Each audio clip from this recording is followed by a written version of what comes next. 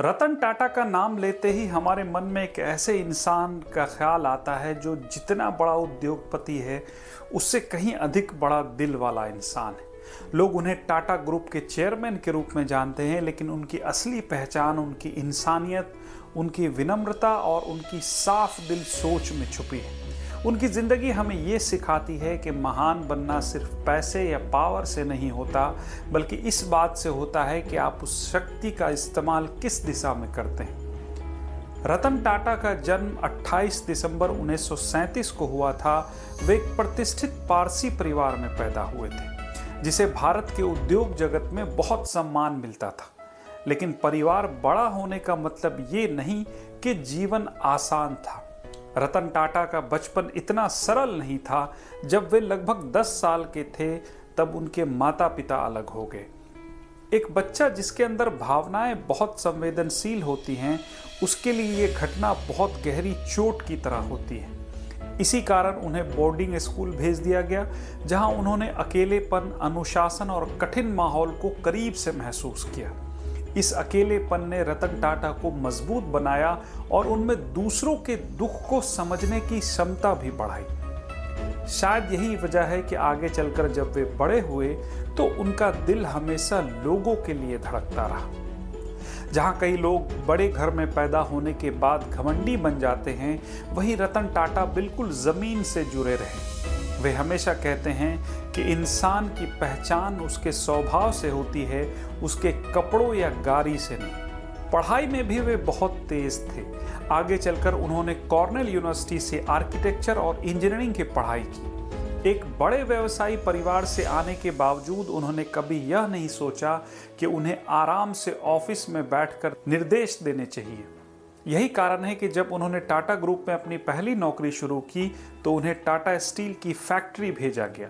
वहां उन्हें मजदूरों के साथ खड़े होकर कोयला निकालना, मशीनों की गर्मी सहना और असली जमीन की हकीकत समझना पड़ता था। उनके कपड़े गंदे होते थे, उनके हाथों में ग्रीस लगती थी, लेकिन वे इसे कभी अपमान नहीं मानते थे। उनके लिए यह सीखने का महत्वपूर्ण चरण था। यह अनुभव उनकी लीडरशिप की असली जड़ बना। जब कोई नेता अपने जमीन पर काम करने वाले लोगों की तकलीफ समझता है, तभी वह सही फैसले ले सकता है। बाद में रतन टाटा ने खुद कहा कि अगर आप जमीन से जुड़े रहेंगे तो आप समझ पाएंगे कि असली भारत कैसा है और असली ज़रूरतें क्या हैं। उनकी सोच ने उन्हें सिर्फ एक इंडस्ट्रियलिस्ट नहीं बल्कि एक कंपैशनेट लीडर बनाया। रतन टाटा का ये शुरुआती दौर हमें ये सिखाता है कि जीवन चाहे कितना भी बड़ा क्यों ना हो जाए, इंसान हमेशा अपने अनुभव से, अपनी सरलता से और अपने वैल्यू से ही महान बनता है। रतन टाटा ने कई साल तक टाटा ग्रुप में अलग अलग भूमिकाएं निभाई और धीरे धीरे अपने अनुभव और शांत स्वभाव से सभी का भरोसा जीत लिया। फिर वह समय आया जब उन्हें पूरे टाटा ग्रुप की कमान सौंप दी गई। यह वह दौर था जब कंपनी बहुत बड़ी थी, लेकिन एक ही दिशा में नहीं चल रही थी। अलग अलग कंपनियां अपनी अपनी सोच और अपने अपने तरीके से काम कर रही थी। ऐसे माहौल में रतन टाटा को नेतृत्व संभालना था। कई लोग सोचते थे क्या वे इस तरह के विशाल और विविध समूह को संभाल पाएंगे। कई वरिष्ठ लोग उनके फैसलों का खुलकर विरोध भी करते थे, लेकिन रतन टाटा का स्वभाव ही अलग था। वे किसी से बहस नहीं करते थे, वे भावनाओं में बह नहीं जाते थे, वे सिर्फ अपने काम पर विश्वास करते थे। उन्होंने शुरुआत की टाटा ग्रुप के अंदर डिसिप्लिन और यूनिटी लाने से। उन्होंने तय किया कि पूरे समूह की एक पहचान होगी, एक डायरेक्शन, एक लक्ष्य और एक स्पष्ट विजन। वे चाहते थे कि टाटा सिर्फ भारत की नहीं बल्कि दुनिया की रिस्पेक्टेड कंपनीज में शामिल हो। शुरुआत में लोगों को यह सपना बहुत बड़ा और लगभग असंभव लगता था, लेकिन रतन टाटा बड़े सपने देखने वाले इंसान थे और उनकी खास बात ये थी कि वे सपने सिर्फ देखते नहीं थे, उन्हें पूरा करके भी दिखाते थे। उन्होंने टाटा टी द्वारा इंग्लैंड की प्रसिद्ध कंपनी टेटली को खरीदने का फैसला किया। ये भारतीय इतिहास में पहला मौका था जब किसी भारतीय कंपनी ने एक ब्रिटिश कंपनी को खरीदा। ये कदम इतना बोल्ड था कि दुनिया ने ध्यान दिया। फिर टाटा मोटर्स ने जगुआर और लैंड रोवर को खरीदा। ये दोनों ब्रांड उस समय संघर्ष कर रहे थे और कई लोग सोचते थे कि ये डूब जाएंगे, लेकिन रतन टाटा की सोच अलग थी। उन्होंने कहा, हम इन ब्रांड्स को सिर्फ खरीद नहीं रहे, हम इन्हें फिर से खड़ा करेंगे। और उन्होंने ये कर दिखाया। कुछ ही वर्षों में जगुआर लैंड रोवर दुनिया की सबसे ज्यादा बिकने वाली लग्जरी कार्स बन गई। इस सफलता का रहस्य सिर्फ बढ़िया रणनीति नहीं था, बल्कि रतन टाटा का वर्कर्स और टीम पर विश्वास था। वे छोटी से छोटी मीटिंग में भी जूनियर कर्मचारियों की बात ध्यान से सुनते थे। वे कहते थे, आप आइडिया सिर्फ बड़े कमरों में नहीं ढूंढ सकते, असली आइडिया ग्राउंड पर काम करने वाले लोगों के पास होता है। यही वजह थी कि एम्प्लॉयज उन्हें सिर्फ बॉस नहीं बल्कि गाइड की तरह देखते थे। इसी दौरान रतन टाटा एक और बड़ी सोच लेकर आए, टाटा नैनो का प्रोजेक्ट। एक दिन उन्होंने एक परिवार को स्कूटर पर बैठे देखा। पिता चला रहा था, माँ पीछे बैठी थी और उनके बीच में एक छोटा बच्चा था। बारिश हो रही थी। रतन टाटा ने उसी वक्त सोचा कि भारत के आम परिवार को भी सुरक्षित सफर करने का अधिकार है। क्यों न ऐसी कार बनाई जाए जो हर आम आदमी की रीच में हो। दुनिया की सबसे सस्ती कार बनाने का सपना लेकर उन्होंने नैनो को जन्म दिया। यह विचार नोबल था, लेकिन रास्ता आसान नहीं था। कई मुश्किलें आई, राजनीतिक विरोध, प्रोजेक्ट रुकना, फैक्ट्री बदलना पड़ा, लेकिन रतन टाटा ने कभी हार नहीं मानी। भले ही नैनो कमर्शियल सक्सेस न बन सकी, लेकिन इस प्रोजेक्ट ने दुनिया को दिखा दिया कि एक लीडर की सोच सिर्फ प्रॉफिट पर नहीं बल्कि लोगों की जरूरत पर होनी चाहिए।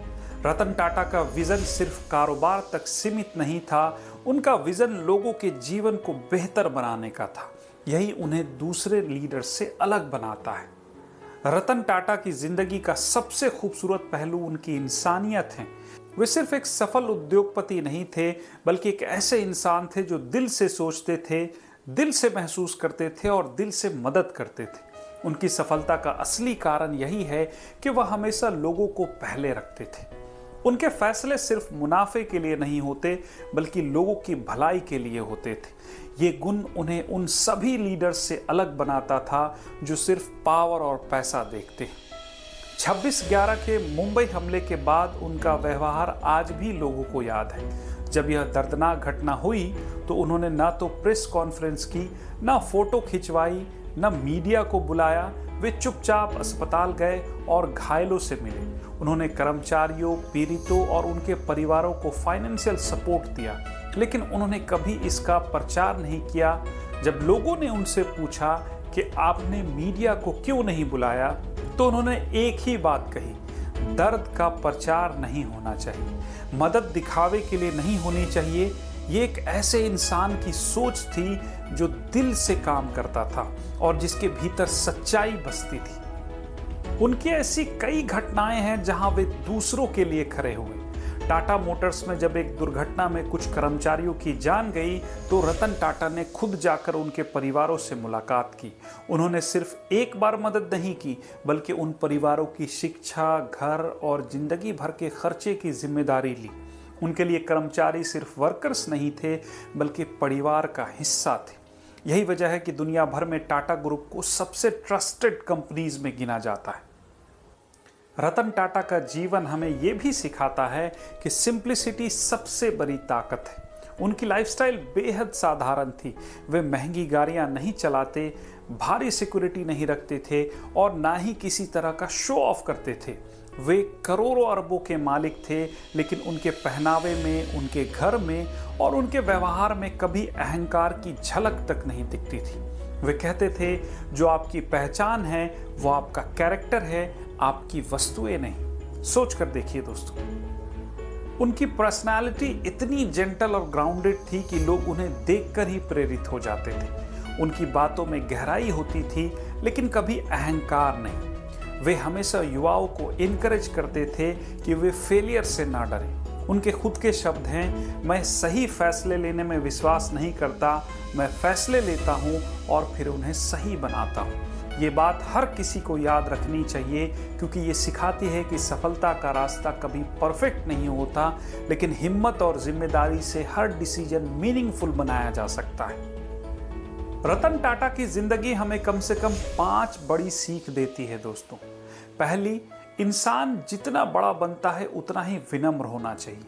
दूसरी, महानता पैसे से नहीं काम और चरित्र से तय होता है। तीसरी, अगर आपका उद्देश्य नोबल है तो रास्ता कितना भी कठिन क्यों ना हो, आप जरूर आगे बढ़ते हैं। चौथी, लीडरशिप का मतलब आदेश देना नहीं बल्कि दूसरों के लिए खड़ा होना है। और पांचवी, सफलता का सबसे सुंदर रूप वही है जिसमें दूसरों की जिंदगी बेहतर होती है।